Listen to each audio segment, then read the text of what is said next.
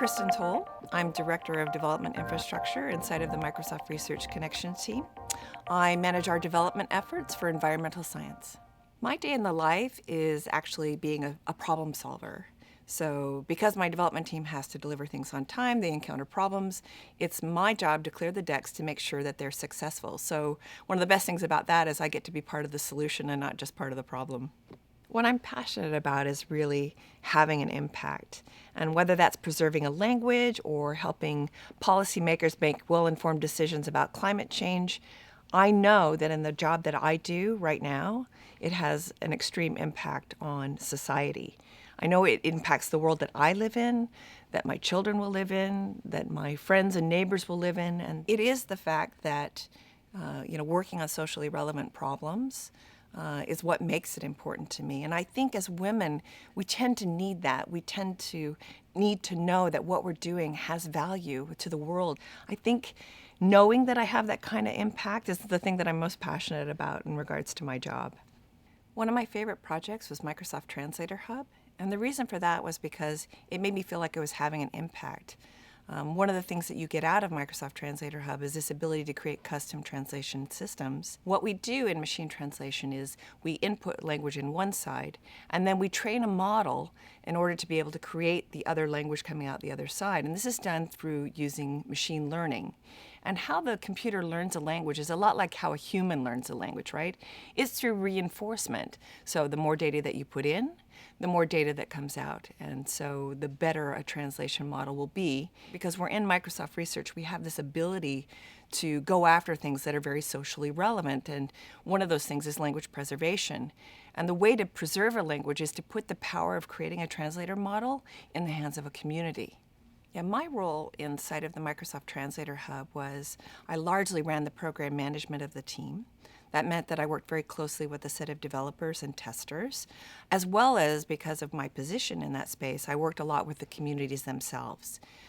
Because there was a very vast difference between the types of users that we were trying to work with, I had to work directly with researchers in machine translation to get their needs, as well as working with communities who were trying to develop and preserve their languages. I worked directly with them as well. But then internal to Microsoft, I worked with our developers and our testers to make sure that we kept against production schedules, that the system wasn't buggy and that it worked really well, very seamless for users. And then we also worked with user experience engineers in order to make sure that it satisfied the needs of our communities. The reason that I went into this field is a really kind of an interesting story. I started out life as a writer, and I found that to be extremely creative. But when I got to college, I actually took a computer science class, and I discovered that it was much more creative even than writing poetry.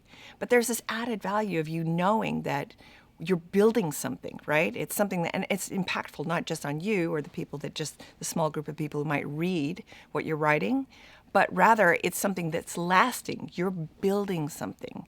And so it has such greater value after one class, I was convinced this is what I wanted to do. I have really had opportunities to expand my horizons and pursue passions I didn't even know that I had. So for instance, before I worked at Microsoft, I didn't know that I liked to race cars, but I know that I like to do it now. And people even allowed me to drive their Porsches, before I went out and bought my own car. I got to drive other people's cars. There were people that I worked with who introduced me to single malt scotches, and we had scotch tastings and wine tastings. And as part of one of my leadership development programs, I was asked what skill I would teach people. And so I taught them how to design knitwear on the Cartesian plane, which was one of the really fun, exciting things that I got to bring something that was very much ingrained in me and in my past, and bring that to the table and educate people that I worked with here at Microsoft. One of the great things about living in the Pacific Northwest is that I get to pursue one of my other passions, which is kayaking. And I don't just kayak on a daily basis, but actually go out and kayak and camp at the same time. So I would take all my gear along and go kayak out in the wild, paddle over to one of the San Juan Islands and spend a few nights over there and go around them and then come back. That's really a lot of fun and something that I get to do as well. It's something I wouldn't even have explored if I hadn't come to this area. My undergraduate degree is actually in information science or computer information science, which is more of a business degree. And when I got out, I mean, I had so many job offers. I didn't know what to do with myself, actually. I really got to pick and choose, and which is one of the advantages of getting a degree. I mean, it really, not having a degree is a barrier to entry. Having a degree can make the difference between having the job that you have to do and having a job that you want to do. I worked in industry for 9 years, and then I went back and I got my master's and my PhD. And I think that's where I really had the autonomy to really truly understand what I wanted to be when I grew up, as well as then having the depth to have the vision, right? I have the vision of where I want to go now, and now I have the depth to be able to carry it out as well. There are really two people who I would say had some of the biggest impacts on me as far as mentorship goes. One of them was my professor when I was an undergraduate student. And the kind of advice that she gave me was not the kind of advice that I expected to receive from her. I mean, she already knew that I was hardworking. What she always was reminding me about was stop and smell the roses. And that's really kind of the thing I've been allowed to do, right? By being able to pursue some of the passionate things that I'm passionate about, like kayaking, right? That's really stopping to smell the roses. But at the same time, it's not that she wanted me to lose sight of, being able to do the things in my career that would make me successful. She just said you need to have both. And so having good career-life balance actually started back when I was an undergraduate with my first mentor. One of the best mentors that I've had was somebody who was a peer of my manager's manager.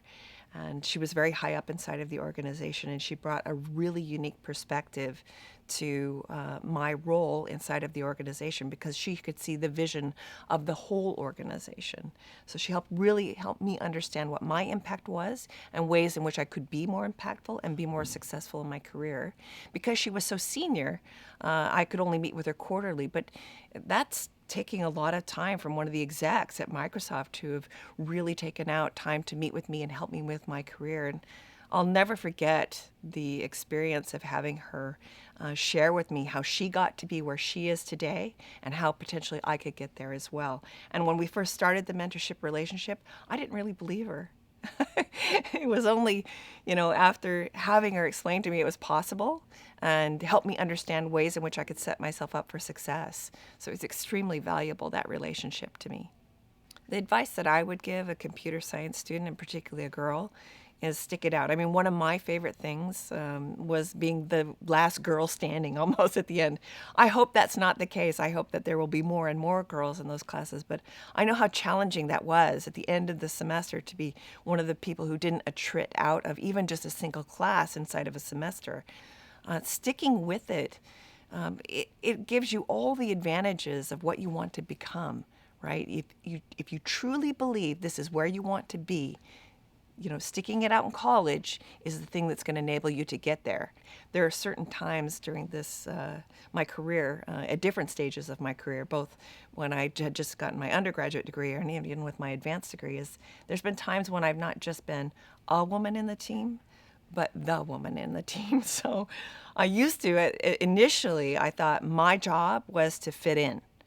And I think that was really not a recipe for success. So advice I would give to people who are of diversity, who are women coming into this field, is that you bring your own unique perspective to it.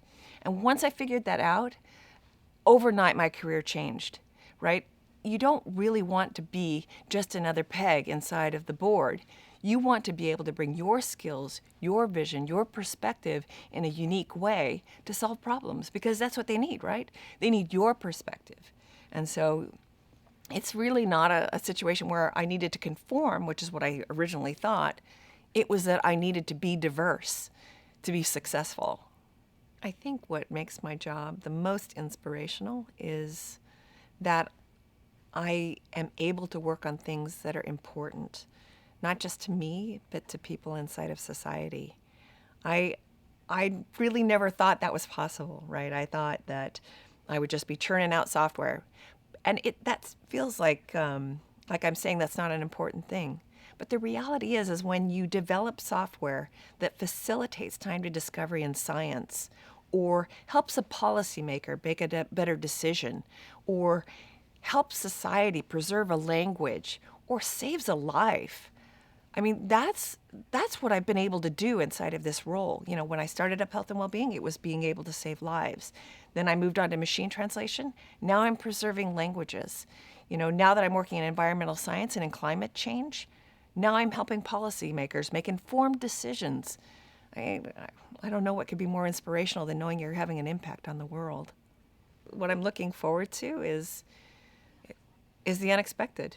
Yeah, I'm really looking forward to the unexpected because I know that I have the ability to have the autonomy to set that vision and then carry it out.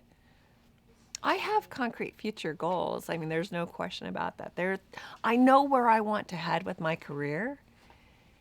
It's just that it's not all laid out. I've had an extremely full life, and I want to dispel any notion that that's not possible.